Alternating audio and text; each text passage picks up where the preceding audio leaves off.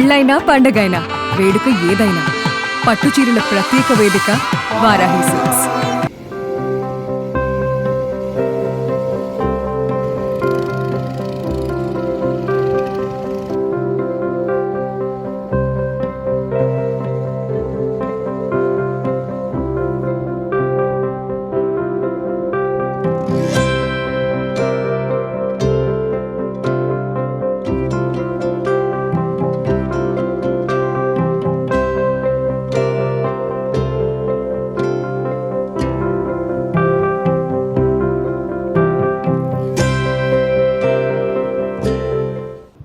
ఆంధ్రప్రదేశ్ తూర్పు తీరంలో ఏప్రిల్ 15 నుంచి జూన్ 14 వరకు 61 రోజుల పాటు చేపల వేట నిషేధం అమలు కాబోతుంది. చేపల ఉత్పత్తి జరిగే ఈ సమయంలో వేటకు వెళ్తే మత్స్య సంపద అంతరిస్తుందని ప్రభుత్వం ఈ నిబంధనలు విధించింది. మత్స్యకారులు ఈ 61 రోజులు చేపల వేట అనేది వారి జీవితంలో ఉండదు. కడలినే నమ్ముకొని వాళ్ళు కష్టాలు పడుతూ జీవిస్తూ ఉంటారు.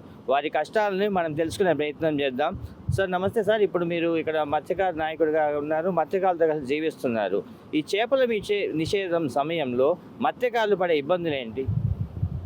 ఈ చేపల నిషేధ సమయంలో ఈ 61 రోజులు వాళ్ళందరూ ఇంటి దగ్గరే ఉండి ఎలాంటి జీవనం లేకుండా ఉంటారు కాబట్టి ప్రభుత్వం వారు గతంలో 10,000 రూపాయలు ఇచ్చేవాళ్ళు. ఇప్పుడు కూటమి గవర్నమెంట్ వచ్చిన దగ్గర నుంచి మత్స్యకార సేవ 20,000 రూపాయలుగా ప్రకటించారు. అది మొన్న పోయినసారి అందరికి ఇచ్చారు, మళ్ళీ ఇస్తున్నారు. కొన్ని ఏంటంటే టెక్నికల్ ప్రాబ్లం వల్ల గత వైసీపీ గవర్నమెంట్లో కరెంటు బిల్లు ఉందని, వాళ్ళ కారు ఉందని, భూమి ఉందని అన్నీ చేయడం వల్ల ఆన్లైన్లో కొన్ని సక్రంగా రాలేదు. కనీసం మళ్ళీ రానాటికి కూడా కొంతమందికి వస్తూనే ఉన్నాయి.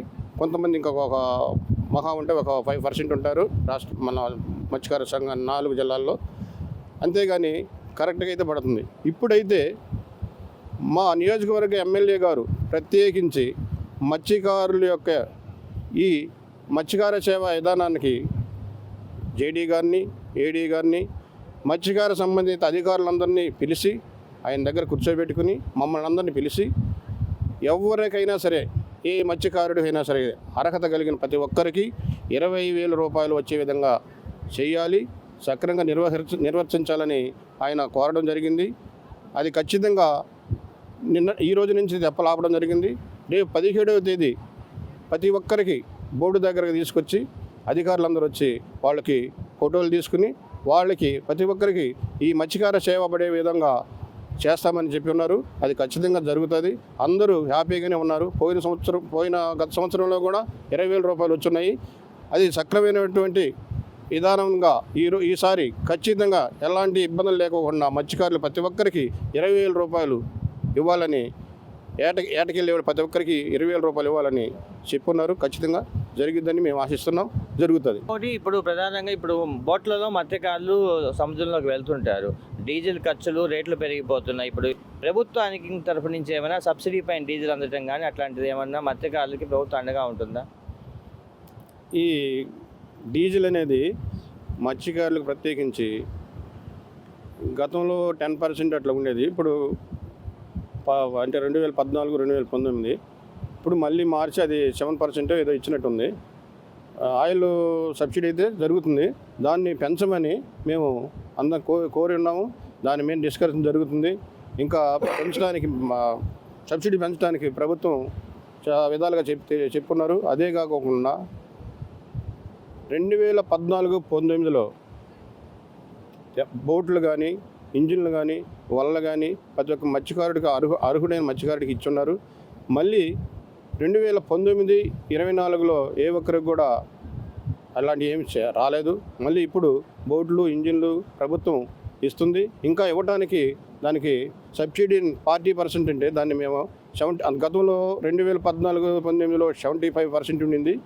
అది తీసేసి 40% చేశారు. ఆ 40%ని 50% కానీ 60% కానీ చేయమని మేము మత్స్యకార నాయకులందరూ అడగడం జరుగుతుంది. దాని మీద ఖచ్చితంగా జరిగిద్దని చెప్పున్నారు. ఇంకా రాబోయే రోజుల్లో మత్స్యకారులకి మంచిగా జరిగిద్దని మేము భావిస్తున్నాము.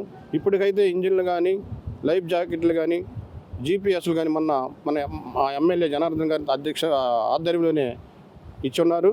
ఇంకా అందరికీ ఇస్తారు. ఇప్పుడైతే ఎలాంటి ఇబ్బందులు లేకుండా అన్నీ సక్రమంగా జరుగుతున్నాయి. జరగడానికి మేమందరమే ప్రభుత్వానికి తెలియపరుచుకుని, అధికారులకు తెలియపరుచుకుని, నాయకులకు తెలియపరిచి మా మత్స్యకారులకి ప్రత్యేక దృష్టి పెట్టి మేము అడుగున పడిపోయి ఉన్నాం. మా మత్స్యకారులందరూ బాగుండాలని కోరడం జరుగుతుంది. అది మత్స్యకారులంటే మా గౌరవ ఎమ్మెల్యే గారి జనార్దన్ గారికి చాలా ఇంట్రెస్ట్గా చూపి మాకు చాలా కార్యక్రమాలు చేశారు. కేవలం మా పల్లిపాలెనికైతే ఇప్పటి వరకు 52 రోడ్లు ఇచ్చున్నారు, సిమెంట్ రోడ్లు ఇచ్చున్నారు. ప్రత్యేకించి మళ్ళీ అక్కడ ఈ సముద్రం ఒడ్డున కొన్ని షెడ్లు నిర్మించారు. ఇంకా కొన్ని కార్యక్రమాలు ఉన్నాయి, అన్నీ జరుగుతున్నాయి. సక్రమైనటువంటి అభివృద్ధి అయితే మాకు ఇది జరుగుతుంది. ఇంకా ఇప్పుడు మీరు చెబుతున్నారు అంత అభివృద్ధి బాగుంది అంటారు. కానీ ఇక్కడ ప్రధానంగా వైసీపీ అధికారంలో ఉన్న, అంతకుముందు కాంగ్రెస్ పార్టీ అధికారంలో ఉన్న, తెలుగుదేశం పార్టీ అధికారంలో ఉన్న, కూటమి ప్రభుత్వం అధికారంలో సరే మత్స్యకారుల నుంచి కొన్ని ప్రధానమైన సమస్యలు వస్తుంటాయి. మాకు ఇక్కడ పడవలు పెట్టుకోవడానికి బస్సు సదుపాయాలు లేవు. తుఫాన్లు వచ్చినప్పుడు పడవల్ని ఒడ్డును కూడా ఉంచుకోలేదు, కొంత దూరం తీసుకెళ్ళాలి. పడవల్ని సముద్రంలో తెచ్చుకోవాలంటే ఆ పడవలు కొంత దెబ్బతింటూ ఉంటాయి. లక్షలు ఖర్చు పెట్టి ఆ పడవలు కొనుక్కుంటారు మత్స్యకారులు. పల్లెపాలెంలో ఎంతవరకు వచ్చాయి? ప్రత్యేకించి మేము మా పల్లిపాలెంలోనే కట్టాలనేది అధికారులందరికీ తెలియపరిచాం, ఎమ్మెల్యే గారు కూడా తెలియపరిచాం. అది మాకే శాంక్షన్ అయింది. ఎందుకు మేము కోరామంటే సముద్రం మాకు సంవత్సరం దగ్గరకు వచ్చేసింది. గతంలో ఎంతో దూరం ఉండే సముద్రం దగ్గరకు వచ్చేస్తుంది. ఈ తెప్పలు పెట్టుకోవడానికి కానీ, వలలు కట్టుకోవడానికి కానీ చాలా ఇబ్బందిగా ఉంది. పైగా రాబోయే విపత్తుల్లో ఏదైనా జరిగి సముద్రం ఊరి మీద కూడా వచ్చి ఊరే లేకుండా పోతే అనే విషయం మాకు ముందుగానే గ్రహించి మా ఊరు జట్టి లోపలికి కానీ కట్టుకెళ్తే ఈ అల్లల తాగిడి లేకుండా ఊరికి సేఫ్టీగా ఉంటుందని మేము అందరం ప్రత్యేకించి అందరం కలిపి మాకు ఈ హార్బర్ కావాలని, మా ఊరిలోనే కట్టాలని, మా ఊరు నేరే కట్టాలని అడిగాము. అది ఎమ్మెల్యే గారు, ప్రెసిడెంట్ డిపార్ట్మెంటు కమిషనర్ గారు వాళ్ళందరూ వచ్చి చర్చలు జరిపారు. వాళ్ళందరి సమక్షంలో మీకే కడతామని చెప్పి గత 2 రోజుల ముందు కూడా మాకు పల్లిపాలెంలో ఫిషింగ్ హార్బర్ కడుతున్నారు అన్నారు. దానికి సంబంధించి ఈ తెప్పల్ని మేము దక్షిణ వైపు ఉన్నటువంటి ఫారెస్ట్ ల్యాండ్, సిఆర్జెడ్లో ఫారెస్ట్ ల్యాండ్, ఆ ఫారెస్ట్ ల్యాండ్లో మా తెప్పలన్నీ పెట్టుకోవడానికి మేము అడిగి ఉన్నాము. ఆ తెప్పలన్నీ తీసుకుని వెళ్ళి ఈ రేపటి నుంచి అటు తరలించి ఆ ప్లేస్ మాకు కావాలి అని అడుగున్నాము. అది కూడా మాకు ఇస్తారని చెప్పున్నారు. అవన్నీ సక్రమంగా జరుగుతాయి. హార్బర్ కడితే ప్రతి ఒక్కరికి కొంత చేపలు రేట్లు కానీ, చేపలు అమ్ముకోవడానికి కానీ వీలుగా మత్స్యకారుల కుటుంబాలకు మేలు జరుగుతుందని మేము ఆశించి మా గ్రామ సేఫ్టీ కోసం, మా అభివృద్ధి కోసం మేము అడుగున్నాం. అది ఖచ్చితంగా చేస్తారని కోరుకుంటూ ఖచ్చితంగా జరిగిద్దని కోరుకుంటున్నాం. ఇంకొకసారి ఫిషింగ్ హార్బర్ ఏర్పడితే ఇక్కడ స్థానికంగా ఉపాధి అవకాశాలు కూడా లభిస్తాయి. మీరు ప్రభుత్వాన్ని ఏమన్నా మా స్థానికులకు ఉపాధి అవకాశాలు కల్పించిన తర్వాతనే మిగిలిన వాళ్ళకి ఏమన్నా చేసే డిమాండ్ ఏమైనా ఉందా? అసలు అలాంటి ప్రతిపాదన ఏమైనా ప్రభుత్వం నుంచి మీకు వచ్చిందా? మీరేమైనా ప్రభుత్వం దృష్టికి తీసుకెళ్లారా? మేము ఆ ఫిషింగ్ హార్బర్ కట్టిన తర్వాత ఇక్కడ ఉన్నటువంటి ఏదైనా సరే 75% ఈ స్థానిక మత్స్యకారులకే చెందాలి. ఏ పని అయినా సరే 75-90% ఇక్కడ స్థానిక మత్స్యకారులు జరిగిన తర్వాతే ఎవరికైనా బయట వాళ్ళకి ఇవ్వాలని చెప్పి మేము కోరడం జరిగింది. అదేవిధంగానే చెప్పున్నారు. ఎందుకంటే ప్రతి నిత్యం ఈ చేపల వేటే చేపల వేట మీదే జీవించాలి, ఇంకొక అనేది లేదు. మహిళలకు కూడా అలాంటి పని లేదు. ఆ చేపలు తేవాలి, వాళ్ళు గంపనెత్తని పెట్టుకుని తీసుకెళ్ళి అమ్ముకోవాలి. అందువల్ల ప్రత్యేకించి ఏ కార్యక్రమం జరిగినా సరే, ఏ ఉపయోగం ఉన్నా సరే ఈ హార్బర్ గురించి అది మాకు ప్రత్యేకంగా మా మహిళలకు, మత్స్యకారుల సోదరులందరికీ చెందాలనే కోరాము. అది ఖచ్చితంగా మీకే చెందుతుందని, మీకోసమే కడుతున్నామని చెప్తున్నారు. అది సక్రంగా జరిగి అన్ని విధాలుగా మాకు మత్స్యకారులు సంతోషకరంగా ఉండాలని కోరుకుంటూ మళ్ళీ చెబుతున్నాం, ఫిషింగ్ హార్బరు పల్లిపాలెంలోనే కట్టాలి అని మేము ప్రత్యేకించి తెలియపరుచుకుంటున్నాం. మీరు కూడా ఉన్నారు, మత్స్యకారులుగా ఇక్కడ జీవనం సాగిస్తున్నారు. ఉదయం లేచిన తర్వాత సముద్రంలోకి వెళ్ళిన తర్వాత మీరు ఎదుర్కొనే ఇబ్బందులు ఏంటి? ఎదుర్కొనే ఇబ్బందులు మేము బాళ్ళు వచ్చినా కూడా ఎదుర్కొని సమృద్ధంగా యాడ్ చేసుకొని వస్తున్నాము. అక్కడే ప్రమాదాలు జరుగుతుంటాయి, జరిగినా కూడా అట్లకి అందుకోకుండా వస్తూ ఉంటాం.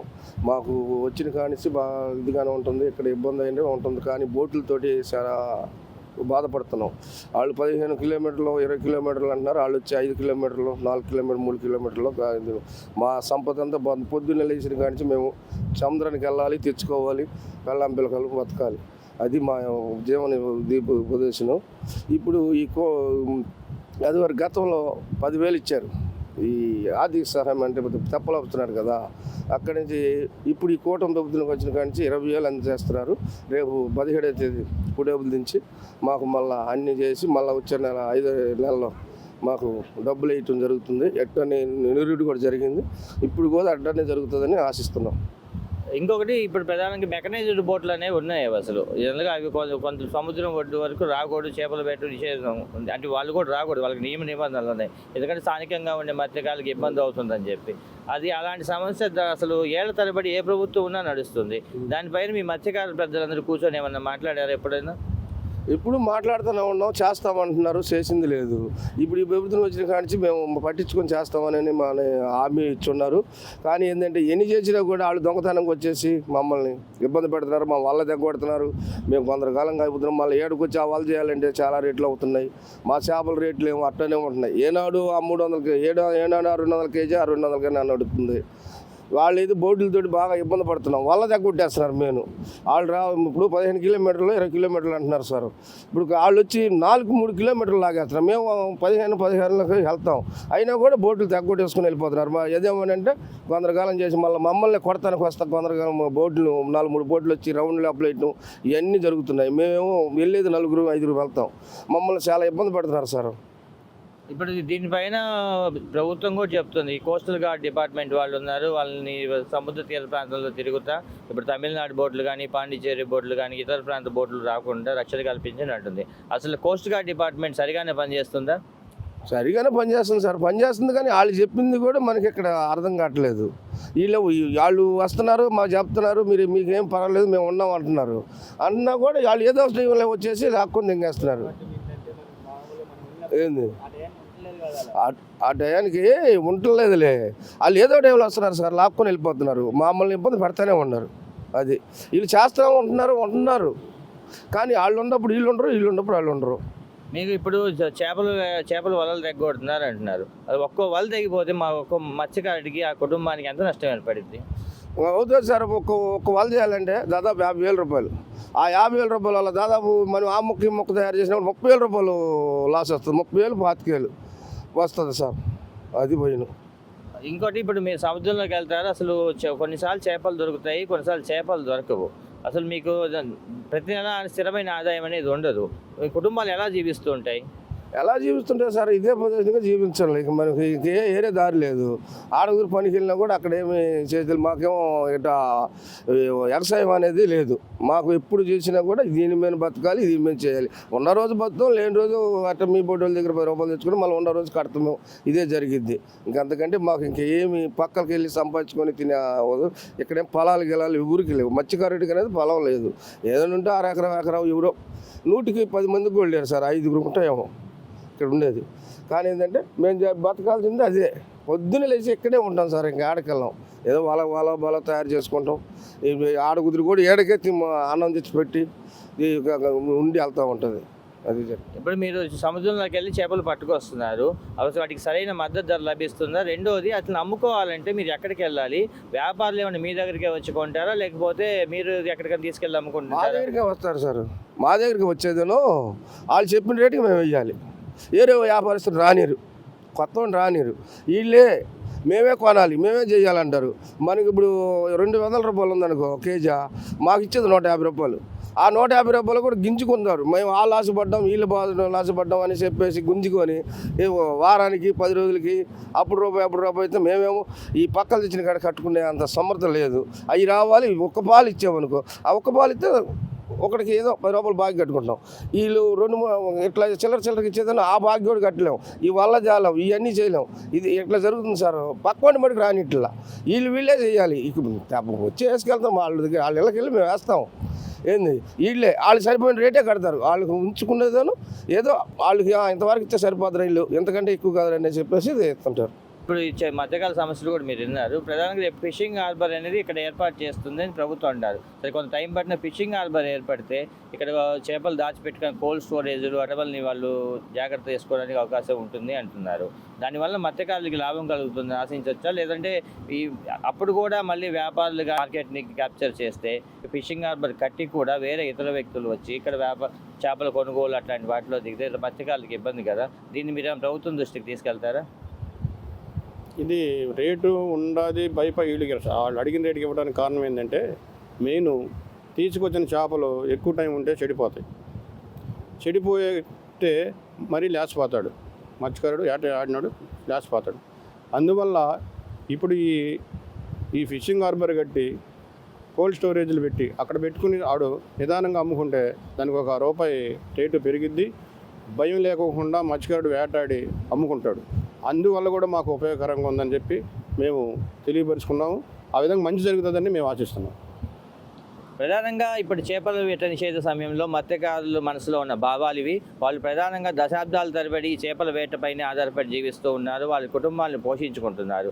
ఇప్పుడు చేపల వేట నిషేధం ఏర్పడింది కాబట్టి ప్రభుత్వం నుంచి వాళ్ళకి మత్స్యకార భరోసా నిధి లభిస్తే ఈ 2 నెలలు వాళ్ళ కుటుంబాలు కావడానికి వాళ్ళకి కొంత భరోసా దొరుకుతుంది అంటున్నారు. కొంతమందికి మత్స్యకార భరోసా వస్తుందని, కొంతమందికి రావట్లేదని ఫిర్యాదులు వస్తున్నాయని, వాటిని కూడా ప్రభుత్వం సహృదయంతో పరిష్కరించి ప్రతి ఒక్క మత్స్యకారుడికి మత్స్యకార భరోసా దక్కేలా చూడాలని చెప్పి వాళ్ళు కోరుతున్నారు. దీంతో పాటుగా ఫిషింగ్ హార్బర్ ఏర్పడితే మత్స్యకారుల జీవితాల్లో వెలుగులు నిండుతాయని చెప్పి ప్రభుత్వం కూడా త్వరితగతిన ఫిషింగ్ హార్బర్ను పల్లెపాలెంలో నిర్మించి తమకు భరోసా ఇవ్వాలంటున్నారు. సముద్రం కూడా రోజు రోజుకి ముందుకు వస్తుందని, ఫిషింగ్ హార్బర్ కనుక నిర్మించకపోతే ఈ పల్లెపాలెం అనే గ్రామం భవిష్యత్తులో ఉంటుందో లేదో కూడా తెలియదు.